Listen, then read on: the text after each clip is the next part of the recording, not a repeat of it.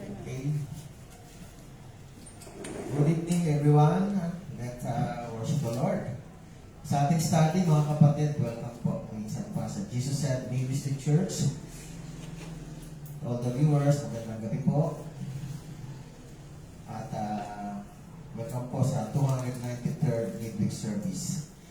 Joshua 13 po tayo, verse 8 to 33. Tutuloy po natin yung Joshua 13. Nag-start po tayo last week ng verse 1 to 7. Okay, so this evening, wala pa. Okay, so this evening, announcement po. Next Sunday po, Book of Luke po tayo, chapter 9, verse 28. And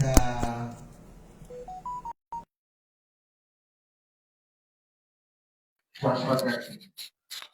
Mga kapatid, every Wednesday po kami po ay study ng Old Testament and then New Testament naman pag Sunday. So we study the Bible book by book, chapter by chapter, verse by verse. Series po tayo every Sunday and every Wednesday. Ngayon po, nasa Joshua 13 na po tayo. Nag-start po kami Genesis chapter 1, beginning verse 1. 5 years ago na po, more or less 6 years na po.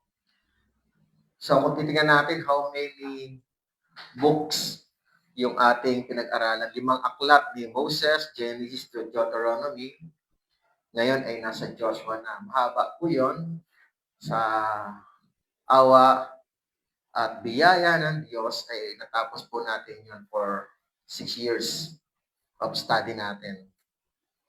So series po tayo, hindi po tayo series ng weekly or monthly, quarterly, series po tayo talaga. Beginning chapter 1 ng Genesis, verse 1. Hanggang ngayon, nandito na po tayo sa Joshua. Ganon din po, pag Sunday, series din po kami, dire-diretso po. For 7 years and a half, natapos na po namin yung Book of John hanggang Revelation. Naisisingit lang po yung mahal na araw, tsaka Christmas, occasionally, pero bumabalik naman kami sa series of book na pinag-aaralan. So, inductive Bible study po ang method, expository preaching. Pray na ba? Diyos Ama, minsan pa kami dumudulog, humihingi ng kahabagan mo, na kami ay biyayaan niyo po ng iyong kaunawaan o pagpapala ng iyong salita na maunawaan namin ito. Sa patnubay, gabay ng banal na Espiritu aming Diyos. Ito po ay tinataas namin sa ngalan ni Jesus. Amen. Okay, last week teaching po, kung maalala po ninyo, kung kayo po ay sumusubaybay, 31 kings, yung napatay po ni ni Joshua. So, every king, mga kapatid, ay mayroong property o mayroong pinagahari ang kingdom.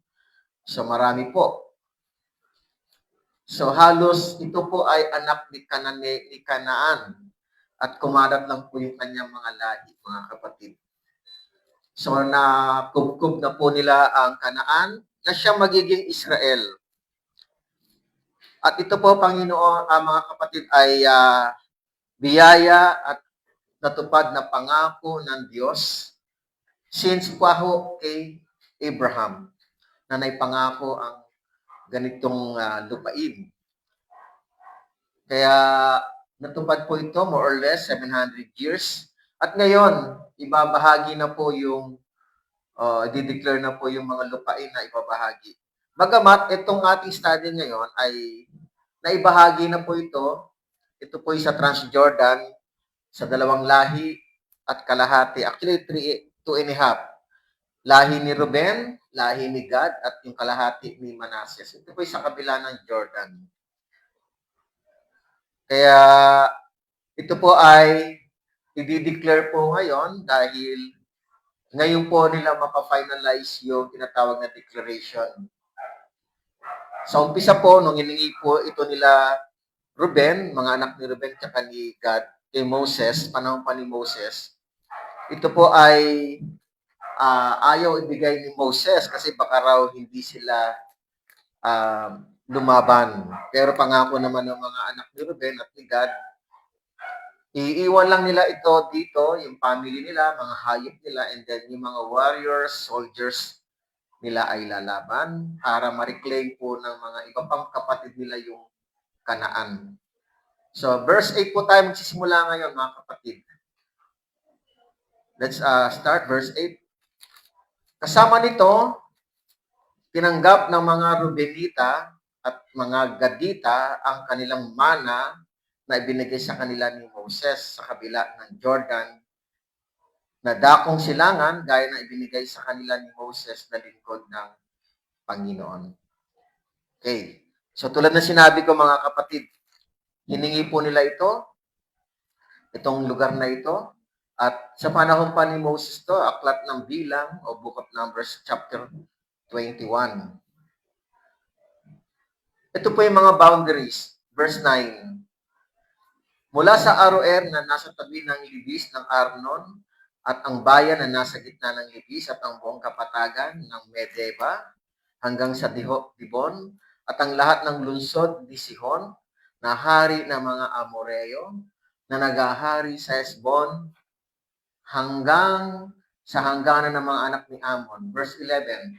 At ang Gilead, ang hangganan ng mga Geshureo at ng mga Maakatita at ang buong bundok ng Hermon at ang buong Basan hanggang sa Saleka.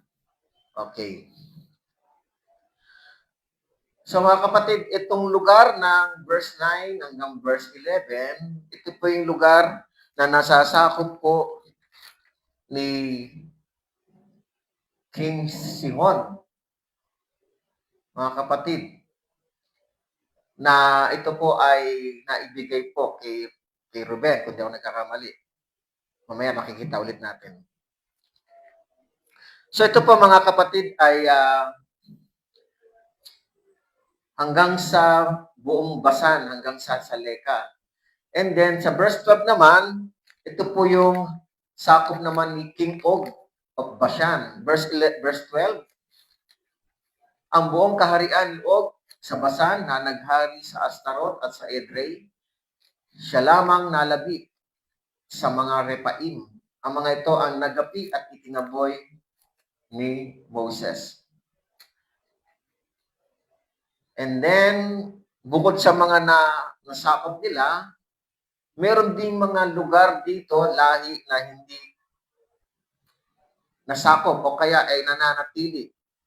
Verse 13, gayon may hindi tinabay ng mga anak ni Israel ang mga Geshureo ni ang mga Maakatita, kundi ang Geshur at ang Maakat ay naninirahan sa loob ng Israel hanggang sa araw na ito.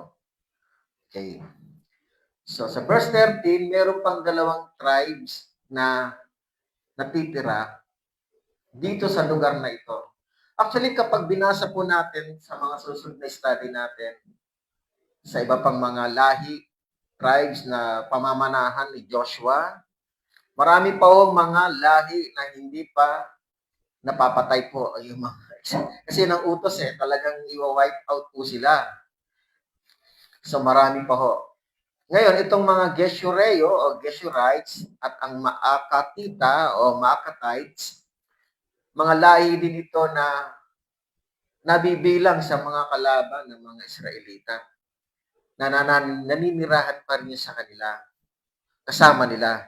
By the way, ang mga Geshurites o Geshureo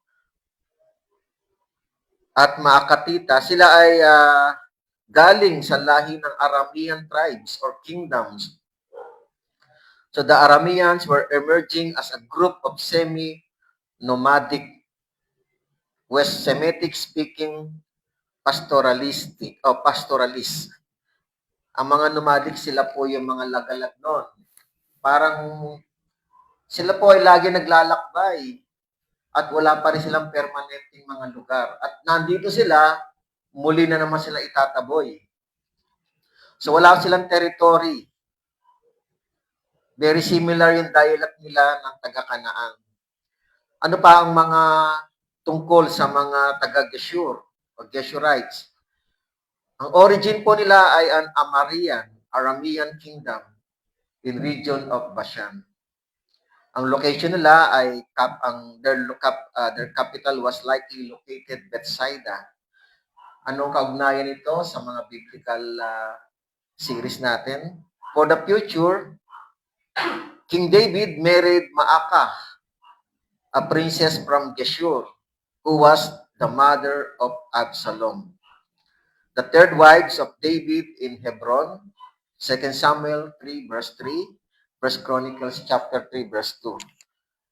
So, sa darating na panahon, ang mga Geshureo or Geshurites, ang anak nito ay magiging asawa ni David, na siyang magiging anak nila naman ay si Absalom. Si Absalom ay naging rebelde laban sa kanyang tatay na si David, na gusto niya maging hari, agawin ng trono. Actually, binigay naman talaga ni David to. Si David na lang ang umiwas. But hindi po nangyari. Namatay po si Absalom. So, bumalik yung pagiging hari ni David. So, yun yung ibang mga more about tungkol sa sa mga Geshur or Geshurites. Ano naman ang tungkol sa Maakatita o Makatites? So sila yung maliit na lamang na lahi na Aramean Kingdom. Ang location nila dito mismo sa Bashan o Transjordan. And then in the future, they were known to allies of the Ammonites. Tutulungan nila, kakampi sila sa mga Ammonita laban kay David. Sa hinaharap po ito. So sila yung mga natira dito na later on, sila yung magiging threat para sa mga Israelita. So the rest na mga natira, binanggit ko last week sa study natin, how many tribes pa ang natitira, but their kings already killed by Joshua. Wala na pong hari na natitira sa mga lahi ng mga natira pa dito. More or less, nasa 12 pa ho ito na beginning Joshua 13 verse 1 to 6, kung maalala niyo last week. Now, verse 14. Ang lipi lamang, balik tayo Joshua 13:14, ang lipi lamang ni Levi ang hindi niya binigyan ng pamana. Ang mga handog na pinaraan sa apoy sa Panginoong Diyos ng Israel ay kanilang pamana, gaya ng sinabi niya sa kanya. So, napakarami pong verses na kinukwento ni Lord kay Moses na ang mga Levites ay ang mamanahin niya ay ang Panginoon. Tingnan natin yung isang part na sinabi dito ni Lord. Deuteronomy 18 verse 1 to 2. Ang mga paring Levita na buong lipi ni Levi ay hindi magkakaroon ng bahagi ni mana na kasama ng Israel. Sila ay kakain ng mga handog sa Panginoon na pinaraan sa apoy at ng kanyang mana. Sila hindi magkakaroon ng mana na kasama ng kanilang mga kapatid. Ang Panginoon ang kanilang mana gaya ng sinabi niya sa kanila. So, ang Panginoon ng mana nila, yun ang ng Panginoon. Now, verse 15 to 23, ito na po. Verse 8 kasi hanggang 14, ito yung summary. And then, yung verse 15 to 23, ito na po yung boundaries na lot na inheritance po ng mga anak ni Ruben. Verse 15, sabi po dito, at nagbigay si Moses ng pamana sa lipi ng mga anak ni Ruben ay sa kanilang mga angkan. Ito po yung mga hangganan. Ang kanilang hangganan ay mula sa Aroer na nasa tabi ng libis ng Arnon at ang lungsod na nasa gitna ng libis at ang buong kapatagan sa tabi ng Medeba.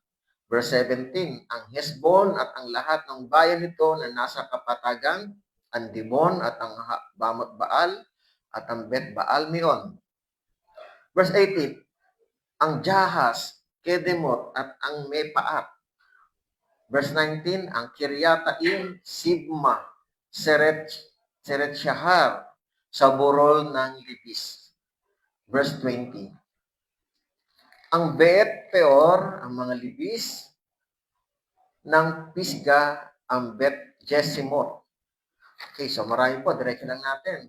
Verse 25, at ang lahat ng mga 21, at ang lahat ng mga lungsod sa kapatagan at ang buong kaharian ni Sihon na hari ng mga Amoreo na naghari sa Hesbon, na ginapi ni Moses kasama ang kanyang mga pinuno sa Midian, sina Ebi, Rekem, Sur, Hur, at si Reba na mga pinuno ni Sihon na naninirahan sa lupain. So ito pa yung mga leader pala, no, ni Sihon, na ang mga lupain ni Sihon ay namana po ni Ruben. Okay, verse 22, maging si Balaam na anak ni Beor na manghuhula ay pinatay ng tabak ng mga anak ni Israel sa mga nalalabi sa kanilang pinatay. Si Balaam, kung maalala niyo, false prophet po ito ng Moab. Mga kapatid, hinire po siya ni Balak para sumpain ng Israelita. Natakot po kasi siya. Pero actually during those time, mga kapatid, ginamit po talaga rin siya ng Panginoon. Pero siya po ay false prophet. Ngayon ay basahin na lang po ninyo in Book of Numbers 22, 23, 24. So verse 23 ng Joshua 13, ang hangganan ng mga anak ni Ruben ay ang Jordan at ang hangganan nito. Ito ang pamana sa mga anak ni Ruben ay sa kanilang mga angkan, ang mga lungsod at ang mga nayon. Okay. Kung makikita natin, very detailed yung boundaries. Actually, hindi na po ito tirnabaho ni Joshua. Sabi ni Lord kay Joshua, matanda na siya eh. Guspos na ang kanyang mga taon. Sabi sa chapter 13, verse 1. Kaya hindi na po niya niligid po ito para tignan yung mga boundaries. Si Lord po, mga kapatid, mamaya makikita natin. Si Lord po ang nakakaalam ng mga boundaries. Ipinaalam lang po niya kay Joshua. At ito po, actually, ito po ay, kung tutusin, ito po yung pinaka-land title ng mga lahi ni Ruben.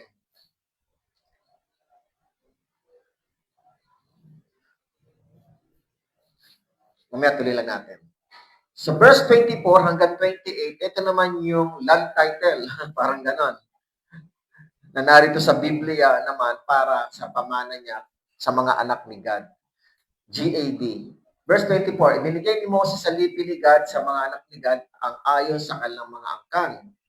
Verse 25, ang kanilang hangganan ay ang Jaser at ang lahat ng lungsod ng Gilead at ang kalahati ng lupain ng mga anak ni Amon hanggang sa Aroer na nasa tapat ng Rabah.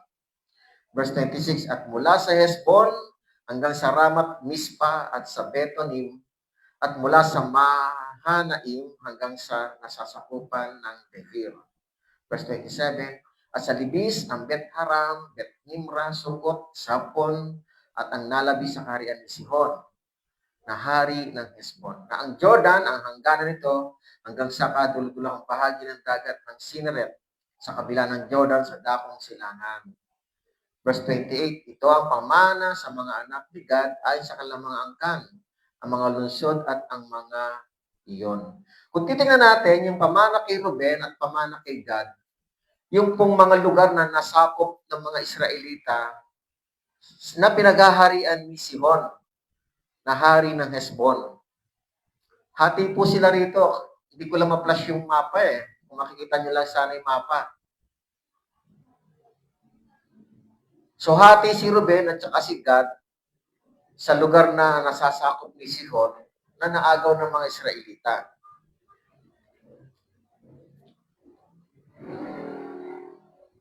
Actually, maliit lang po ito kung ihahambing natin sa iba pang mga anak ni Jacob.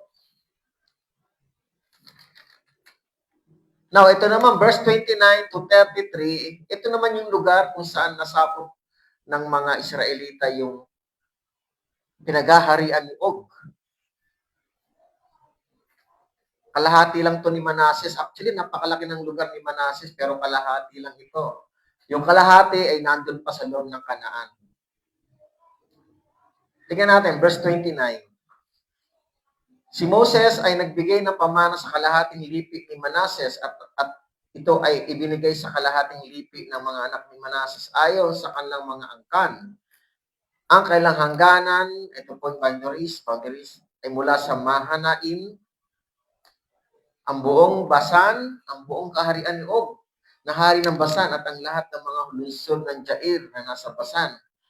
60 bayan, 60 nations, or actually cities po ito, nakalagay po sa ibang mga talata, 60 cities na napapadiran ng matataas na pader. Malaki po ito, mga kapatid. Minana po ito ng kalahati lang ng mga anak ni Manasseh. Napakalaki. Verse 31.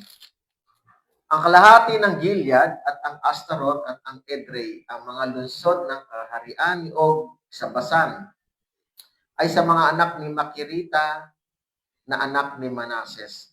Sa makatawid ay sa kalahati ng mga anak ni Makirita ayon sa kanilang mga angkan. Verse 32.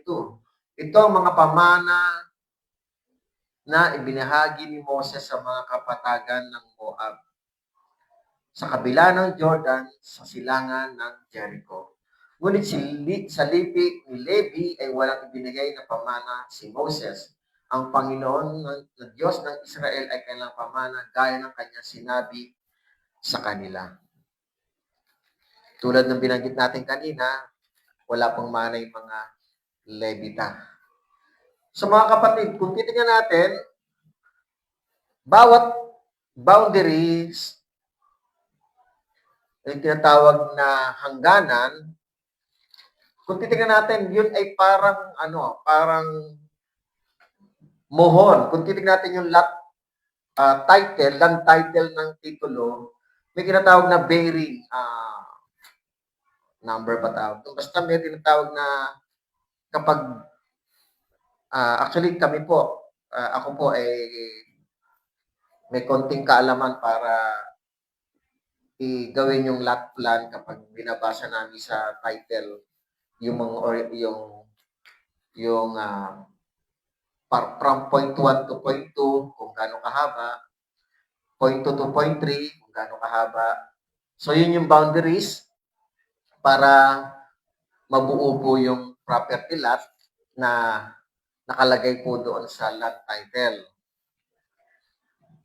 So yung mga buhon, kung tawagin yung mga property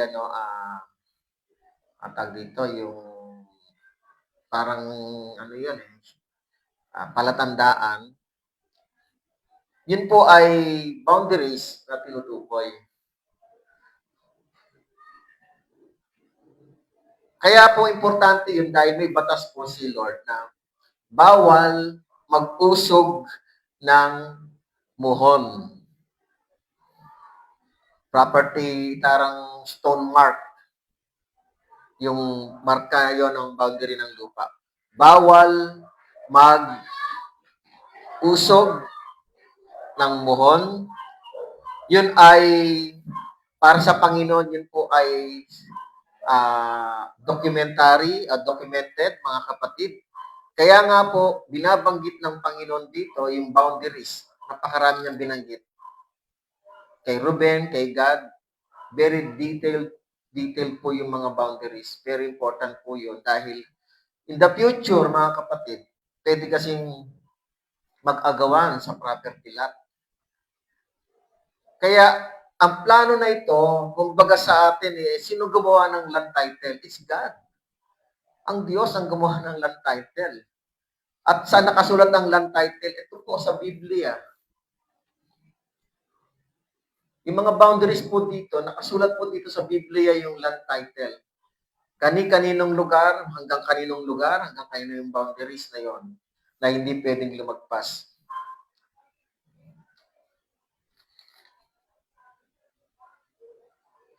So, every verses, marami po nakalagay is nakalagay ang boundaries ng lupa ng bawat tribes. Ito po ay itinuturo ng Panginoon kay Joshua kasi may edad na si Joshua.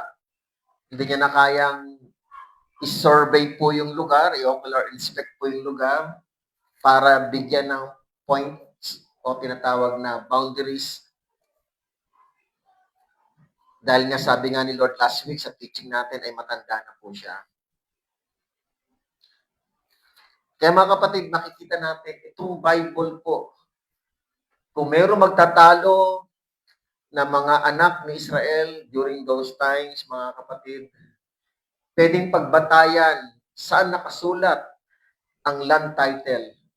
Narito, nakasulat sa aklat ni Moses. Kaya mga kapatid, itong aklat ni Moses is not only the law, it also the title land o land title written. Hindi, land title siya. Wala pa rito yung tinatawag na lot plan. Ito ay land title. Ang lot plan, kapag sinorvey mo po doon, halimbawa, nakasulat po ito, for example, ganito. Halimbawa, ako ay anak ni Ruben. Nagtatalo kami ni anak ni Gad. Example lang naman, no? Pupuntahan namin to sa area at babasahin namin yung mga boundaries na nandito, verse 16, 17, 18. Ganon din yung nakalagay doon sa property land boundaries ni God. At guguhitan yan. Kung pwedeng lagyan ng wall, lalagyan ng wall. Narito po, dito pa lang sa kasulatan na ito ni Joshua, hindi pala si Moses. Si Joshua, narito pa lang sa kasulatan ni Joshua ay ito na yung land title. At kapag ito po ay nai-actual nila, pwede lang i-drawing ito, di may lot plan na sila. Ngayong lot plan, pwedeng pagbatayan ng lahi ni Ruben, lahi ni Gad, pwede pagbatayan po yun. Pero kung may magdududa, babalikan nila yung Joshua. Ba't lumit ito? Ba't lumaki?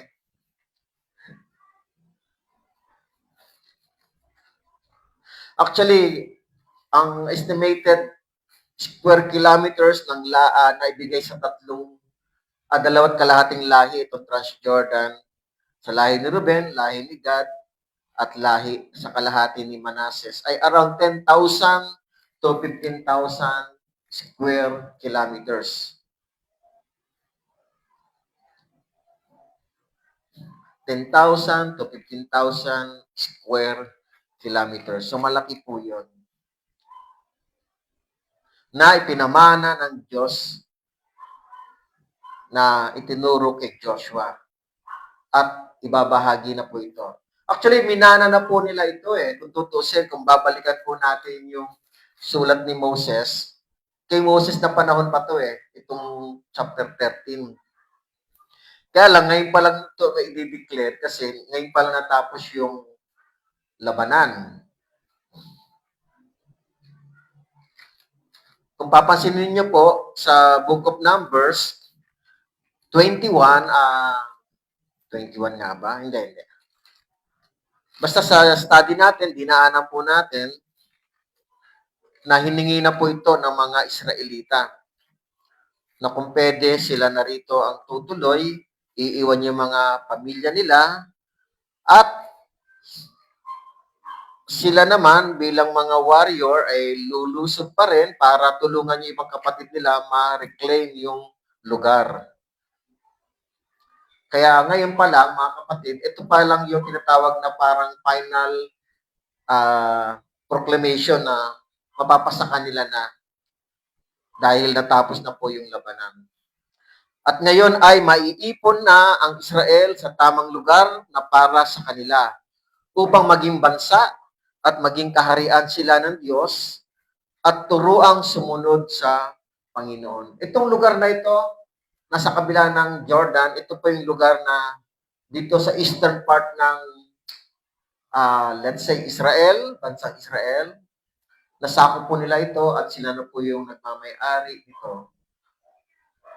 Inipon ng Panginoon ng Israel after 40 years of wandering sa wilderness, paglalakbay, At ngayon po ay meron na silang lupain na mamanahin at ibibigay na po ni Joshua. Sa susunod na study natin, beginning chapter 14 hanggang I think 19, kung di ako nagkakamali, ay sa mga iba pang mga lahi ni Jacob, anak ni Jacob, ipapamana yung iba pang mga properties o lot. Kaya mga kapatid, may bansa na o kaya nation na po ang Israel dahil meron na po silang lupa. So meron ng kingdom. Actually, kahit wala pa silang lupain, pwede na silang pagharian talaga ng Diyos. Pero iba pa rin yung lupain para lahat ng mga utos ng Diyos, doon i-implement yung mga utos. Yung utos tungkol sa mga pagkain, offering, doon na sila magtatanim ng mga guwit nila, lahat. Dito na po sa lupain na ito, mga kapatid, bilang kikilalanin nila ang Diyos na hari o Panginoon. Kaya sila po ay magiging bansa na or nation. Now, mga kapatid, may tatlong reason po why, no? Tignan natin muna. 3 reasons why God wanted the Israelites to become a separate nation. Gusto ng Lord, dito sila dalhin kasi dito talaga nagmula si Abraham, si Isaac, and si Jacob. Ibinabalik lang sila rito. 400 years ago, plus 40 years sa wilderness, galing sila rito, yung mga anak ni Jacob. Pumunta lang sila, nagkaroon ng famine, taggutom sa Egypt. Pumunta sila roon at tumami na po sila roon. Bagamat nag-back to normal na Israel, hindi sila bumalik sa Israel. Kaya dumami po sila sa Egypt at naging alipin. Now, gusto silang alisin ni Lord. Ito na nga po, natuloy na po, naitupad na po yung pangako ng Lord. So may tatlong dahilan bakit po sila kailangan umalis ng Egypt at magkaroon ng separate na bayan malayo sa lugar. At kailangan patayin po nila yung mga lahi na ito, 31 kings in their nations, na may mga sinasambang Diyos-Diyosan. Tatlong dahilan. Unang-una, to keep them away from worshiping idols, which is totoo naman yun ang pakay ng Diyos. Alisin sila sa mga pagsamba. Una, yung mga Egyptian sumasamba sa Diyos-Diyosan. Ayaw nilang magmana ang mga Israelita doon. Pangalawa, pagpunta sa mga pinangakong lupain, yung mga Kanaan, Perizzites, Jebusites, lahat po yon ay may mga Diyos-Diyosan. Iniiwasan po ni Lord, ayaw ni Lord na pagdating dito sa kanyang kingdom, ay merong Diyos-Diyosan. Ayaw niya po. Kasi siya lang po ang tunay na Diyos. Ayaw nang sumamba niya, ayaw ni Lord na sumambang mga Israelita sa ibang Diyos. Deuteronomy 20 verse 16 to 18 ang sabi po dito. Ngunit sa mga bayan ng mga taong ito na ibinibigay sa iyo ng mga ng Panginoon mong Diyos, bilang pamana ay huwag kang magtitira ng may buhay sa anumang bagay na humihinga, kundi iyong lilipulin sila, ang Heteo, Amoreo, Cananeo, Pereseo, Hebeo at ang Jebuseo, gaya ng inutos sa iyo ng Panginoon mong Diyos. Anong dahilan? Verse 18, upang huwag nila kayong turoang gumawa ng ayon sa lahat nilang karumal-dumal na mga gawa na kailang ginawa sa kanilang mga Diyos upang kayo magkasala laban sa Panginoon ninyong Diyos. Ayaw ni Lord. Una, ayaw niya sa Egypt. Alipin sila sa Egypt at may Diyos-Diyosan sa Egypt. Yung iba nga doon, gustong gumawa. Nangyari nga po yun, gumawa sila ng gintong guya. In Exodus chapter 32, gumawa po sila ng gintong guya. Binuksa sila ng Panginoon. Ngayon, pupunta sila sa isang lugar na napakaraming Diyos-Diyosan. Winipe out ni Lord yan, mga hari, upang wag silang maliligaw. So, yun ang number 1. Bakit ba ayaw ni Lord, bakit gusto ni Lord na magkaroon ng sariling bansa ang Israel? para alisin sila sa pagsamba sa mga Diyos-Diyosan. Number 2, to obey His commandments and keep their covenants to God. Nagbigay ang Lord kay Moses ng kautusan sa wilderness. Dito nila i-apply. And their covenants to God. Anong covenants to God? Anong covenants to God? Yung covenant na ito, yung tinatawag na yung covenant na Passover. Yun yung covenant na gagawin nila yearly, yung Pasko. Upang masunod po ito dito mismo sa bayang ito na kanilang pupuntahan o napupuntahan. Exodus 19, verse 5 to 6. Kaya't ngayon, kung tunay na inyong susundin ang aking tinig at tutuparin ang aking tipan, kayo ay magiging aking sariling pag-aari. So, susundin ang aking tinig, yung utos at yung tipan, covenant. Ang pangako ng Diyos, kayo ay magiging aking sariling pag-aari na higit sa lahat ng bayan, sapagkat ang buong daigdig ay akin. So, lahat ng nakatira dito ay naninirahan lang. Itong daigdig na ito ay pag-aari ng Diyos. Pero namili ang Diyos sa lahi ni Abraham. At ito na nga po yun. Sa akin kayo ay magiging isang kaharian ng mga pari at isang banal na bansa. Ito ang mga salitang sasabihin mo sa mga anak ni Israel. So, gusto ng Lord ay yung obedience. Obey His commandments and keep their covenants to God. Yung tipan. Mga kapatid, tulad natin, gusto ng Lord, sumunod din tayo sa kautusan. Tulad natin, gusto ng Lord, umalis din tayo sa pagsamba sa Diyos-Diyosan. At ikatlo, na gusto ng Panginoon kung bakit, anong dahilan at gusto niya alisin ang Israelita. To maintain as kingdom of God. Manatili ang Diyos na ang Israel ay kaharian niya. And to maintain as kingdom of God. Hari ang Diyos ng mga Israelita, pero hindi lang po ito namamalaya ng mga Israelita. In 1 Samuel chapter 8, verse 4 to 7, humingi ng hari ang Israelita dahil si Samuel, yung dalawang anak niya ay liko, hindi sumusunod sa kalooban ng kanilang tatay. Kaya ano sabi ng mga Israelita? Verse 4, na magkagayon, nagtipon-tipon ang mga matanda ng Israel at pumaroon kay Samuel sa Rama. At kailan sinabi sa kanya, ikaw ay matanda na at ang iyong mga anak ay hindi sumusunod sa iyong mga daan. Humirang ka ngayon para sa amin ng isang hari upang mamahala sa amin, gaya ng lahat ng mga bansa. So nainggit po sila sa ibang neighbor country, nations na may hari.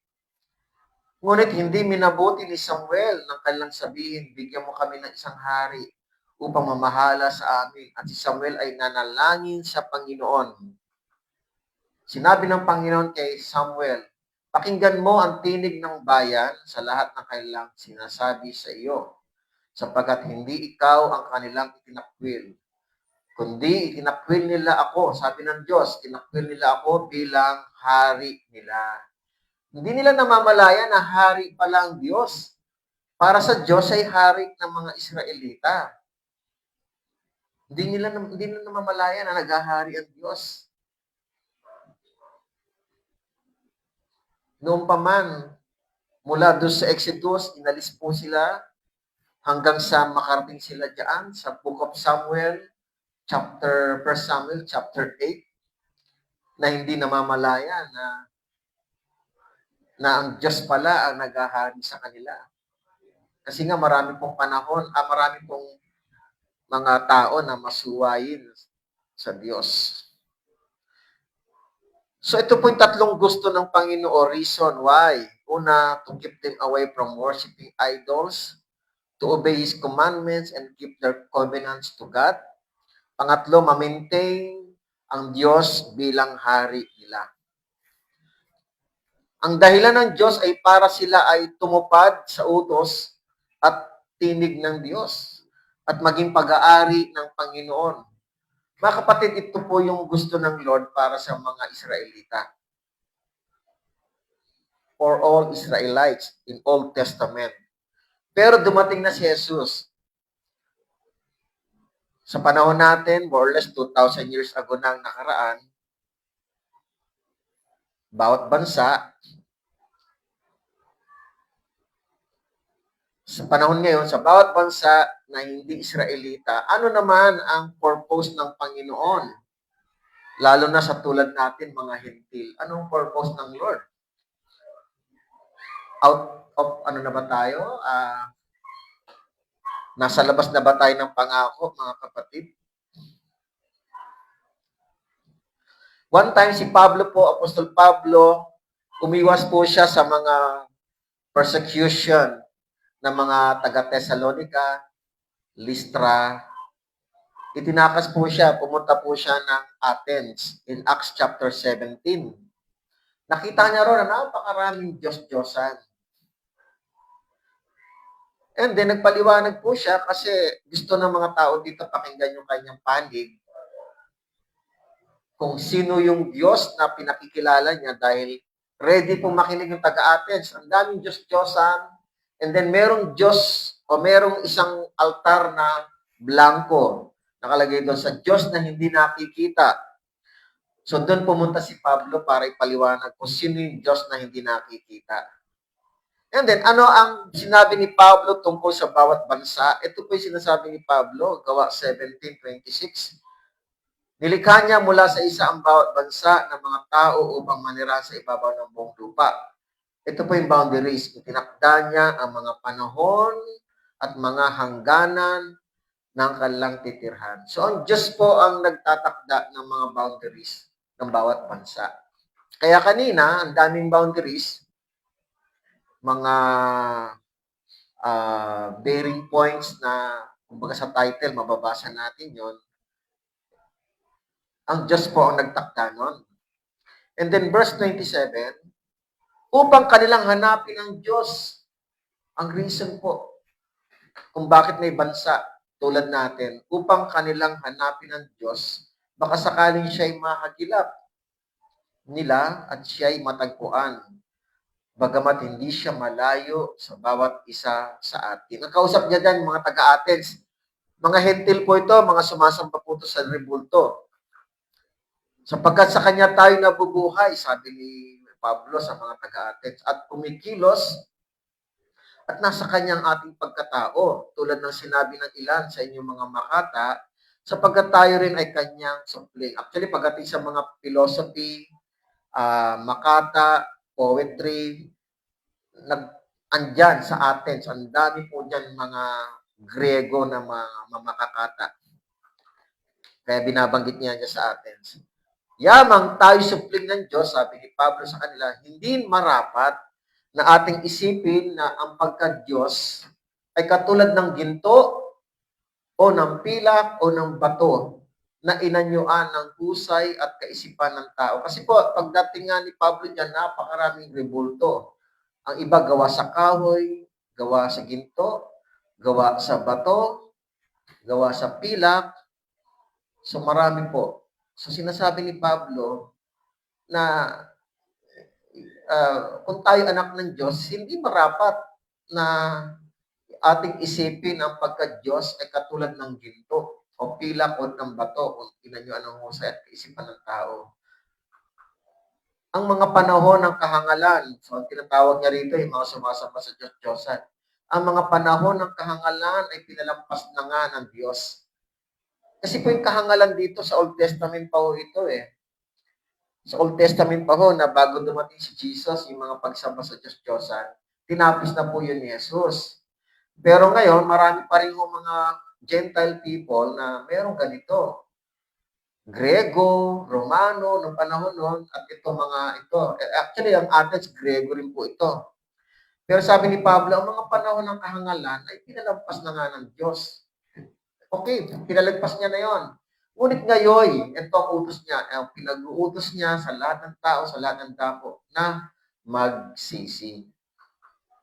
Sapagkat itinakda niya ang isang araw kung kailan niya hahatulan ang sanlibutan ay sa katuwiran sa pamamagitan ng lalaking kanya itinalaga, at tungkol dito ay binigyan niya ng katiyakan ang lahat ng tao ng kanyang muling buhayin siya mula sa mga patay. Mga kapatid, pag sinabing pinalagpas na ng Diyos, for example, kung ikaw ay galing sa isang relihiyon na mayroong rebulto, kung ikaw ay magiging born again, palalagpasin ni Lord yon, yung rebulto mo, wala na yon. Basta magsisi lang. Ibig sabihin, para kay Lord, tanggalin mo yon, okay lang kay Lord yon, palalagpasin niya na yon. Basta importante sa kanya, magsisi. Talikdan ng kasalanan. Kasi po, hindi lang naman po rebulto ang Diyos-Diyosan. Maraming Diyos-Diyosan. Diyos-Diyosan sa pera, Diyos ang pera, Diyos ang pamilya, Diyos ang material na bagay, Diyos ang property. So, masyado lang yung rebulto. Masyado lang parang naha-highlight. Sa panahon ngayon, ang Diyos-Diyosan, hindi lang yun. Dumami na. Basta ang focus ng puso ng tao ay labas sa prinsipyo ng Diyos, may tuturing na rin Diyos-Diyosan yun. Pero sabi ng Panginoon or sabi ni Pablo sa wisdom ni Lord galing sa Espiritu ng Panginoon, pinalagpas na po yun ng Lord. Basta sabi niya sa verse 30, pakiulit, Sister Sally, ang mga panahon ng kahangalan ay pinalampas na nga ng Diyos. O, okay na po yun. Ngunit ngayon, ipinagutos niya sa lahat ng tao. Lahat po, wala pong lahi-lahi, wala pong bansa-bansa. Kung ikaw ay tao, sa'yo rin ito. Maliban sa mga hayop, kasi ang hayop hindi naman marunong magsisi. Pero sa lahat ng tao, sa lahat ng dako, lugar, ay magsisi. Warning po ito, bakit? Verse 31, balikan lang natin. Kasi po, darating ang panahon, takdang panahon, sapagkat tinakda niya isang araw kung kailan niya hahatulan ng sanlibutan ayon sa katuwiran sa pamamagitan ng lalaking kanyang itinalaga. Iyon po si Jesus. At tungkol dito, binigyan niya ng katiyakan ang lahat ng tao ng kanyang muling buhayin. Siya, yun ay si Jesus, mula sa mga patay. So mga kapatid, kahit hindi po tayo Israelita na tulad ng mga Israelita, pag binabasa natin talagang very sila promised land, ibinubukod sila, pinagtatanggol sila sa kalaban. But because of Jesus, mga kapatid, tayong hindi Israelita, isang bansa rin tayo na kinakalinga ng Diyos. Ano man dako, sabi ni Pablo, ang utos niya ay magsisi. Yung mga kausap niya ay mga Hentil, mga taga-Athens, mga Grego.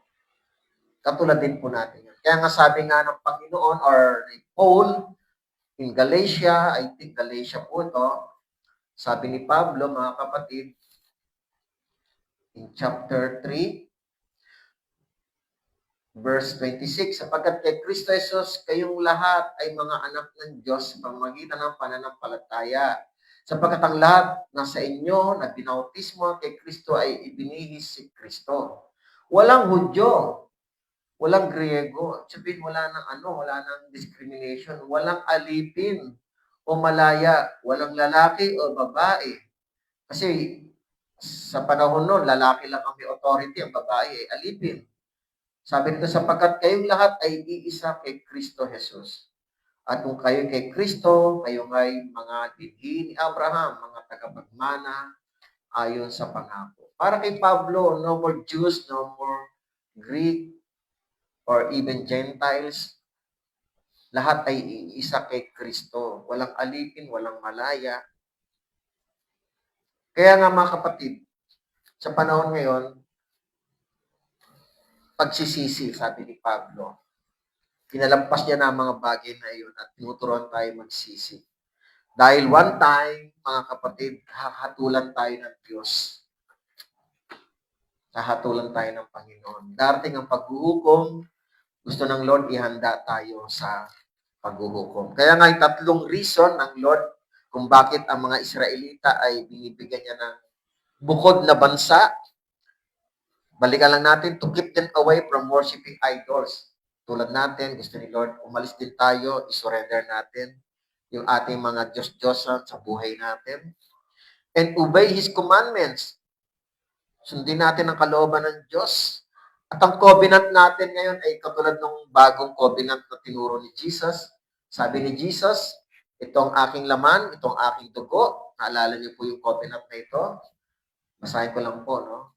In Luke chapter 20, ang sabi po dito, mismo si Jesus ang nagsabi. Nirecord lang po ito ni Paul in 1 Corinthians 11:23 to 25. Pero yung kay Lucas, basahin natin, mismo si Jesus nagsabi nito.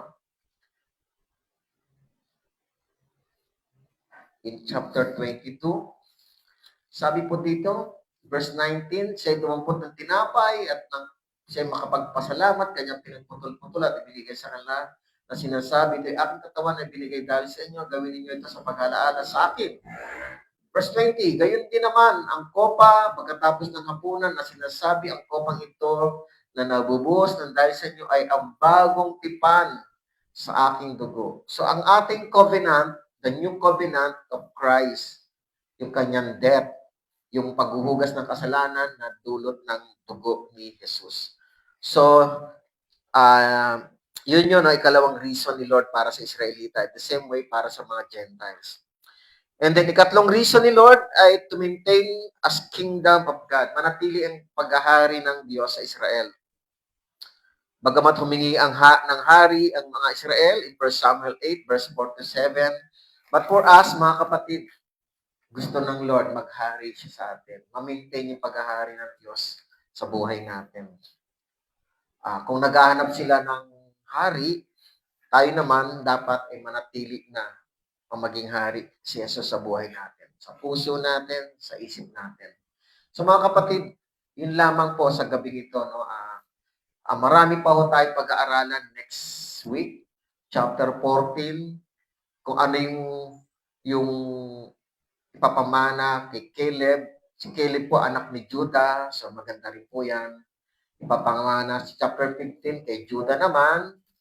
And then, ipapamana kay Ephraim at kay Manasseh doon sa kalahati ni Manasseh. So, marami pa ho. Ito po ay ipinangako ng Diyos since Abraham pa, Isaac, and Jacob, Moses, but kay Joshua po natupad yung pangako. At ngayon ay ibibigay na po ito. Papartihin na po nila ito. At ang pangako po ng Panginoon ay depende sa laki ng tribes. Kaya po malaki kay Manasseh, malaki po yung marami po sila. So depende sa dami ng mga anak ni Abraham o ni Jacob, yung laki ng bansa na mapapunta sa kanila yung tinatawag na pamana. So nawa mga kapatid, tayo po ano ba mamanahin natin? Last week teaching natin mga kapatid, mamanahin din natin yung new land or new earth. Kasama na rin yung new heaven. So, new heaven and earth, again, binanggit ko na rin po ito. Please read Revelation chapter 21. Makikita natin doon. The preview of our inheritance. Lahat ng mga mananampalataya, lahat ng ililigtas ng Panginoon, umasa ka na merong bagong lupa at bagong langit na para ikaw ay dalhin doon someday. Kaya nga, focus tayo kay Lord. Focus tayo sa mga kagustuhan niya. Huwag sa mga bagay na ililigaw lang tayo upang tayo ay mapahamak. Kundi tayo ay maligtas. Focus tayo kay Jesus. Let's pray. Aming Diyos, salamat po. Kami po ay patuloy na tumutulog. Papakumbaba sa iyo, Panginoon, at patuloy na umaasa sa mga pangako na ito. It's either mauna man kami pumanaw or dumating kayo, ano man ang mauna, sinasabi mo nga sa Acts chapter 17 kay Apostol Pablo na ang utos mo na pinadadala kay Pablo ay repentance sa bawat dako. Dahil isang araw darating po kayo upang maghukom, upang ihanda ang mga tao nagsisi, nagbalik loob sa iyo, at sila'y nakalaan sa kaligtasan sa mga taong nagpakumbaba sa iyo at nanampalataya. Panginoong Yesus, salamat po. Tulungan niyo po kami at ang mga viewers na magpatuloy sa inyo na manalig, manampalataya, magtiwala. Patuloy ko tinataas sa inyo ang mga kapatid namin nakakailangan po ng comfort.